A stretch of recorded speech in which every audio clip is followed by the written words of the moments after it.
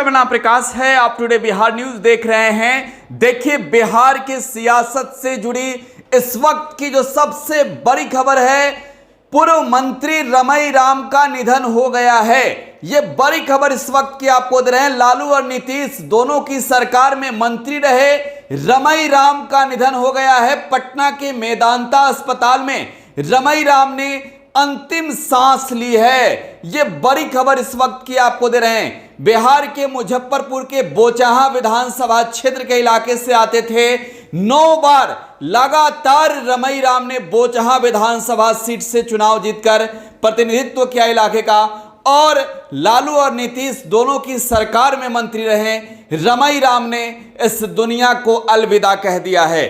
ये बड़ी खबर इस वक्त की आपको दे रहे हैं। बिहार के सियासत से जुड़ी हुई है, सबसे बड़ी खबर है। रमई राम की निधन हो गई है और रमई राम के निधन पर पूरे बिहार में शोक की लहर है, क्योंकि जिस तरीके से चाहे लालू प्रसाद यादव की सरकार हो या फिर नीतीश कुमार की सरकार हो, बखूबी से अपने कर्तव्यों का निभाया रमई राम ने। दोनों सरकार में वो मंत्री रहे। मुजफ्फरपुर के बोचहां विधानसभा सीट का 9 बार उन्होंने प्रतिनिधित्व किया था। 2 दिनों से पटना के मेदांता अस्पताल में रमई राम भर्ती थे।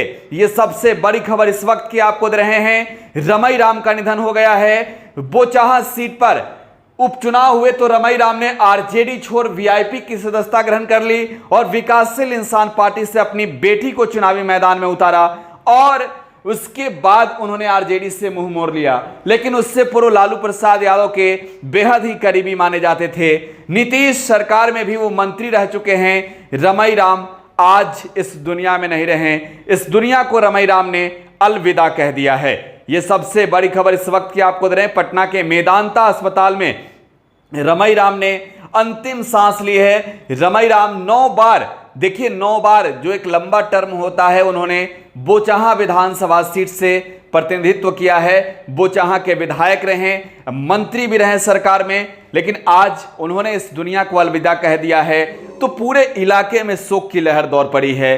पूरे इलाके में शोक की लहर है। राजनीतिक गलियारों में शोक की लहर है, क्योंकि एक कर्मठ और समर्पित राजनेता और सामाजिक कार्यकर्ता भी थे रमई राम।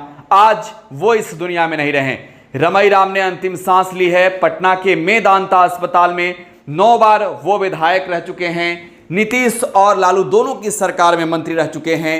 हाल ही में जब बोचहां में उपचुनाव हुए, तब जब हम क्षेत्र का ग्राउंड कवर कर रहे थे, उस दौरान हमने क्षेत्र के लोगों से जब पूछा था कि आखिरकार रमई राम इस बार जो विकासशील इंसान पार्टी के टिकट से चुनावी मैदान में आए हैं, उनका कितना प्रभाव होगा, क्योंकि बिहार में जब भी चुनावी मैदान में लड़ाइयाँ होती है अलग अलग गठबंधनों के बीच, तो छोटी सी पार्टियां अलग छिटक कर आ जाती है। लेकिन मुकेश सहनी की पार्टी वीआईपी रमई राम के बदौलत लड़ाई में आई। भले ही तीसरे नंबर पर रहे रमई राम और उनकी जो बेटी थी, लेकिन अपने इलाके में मुकेश सहनी का दबदबा भी रमई राम ने ही बढ़ाया।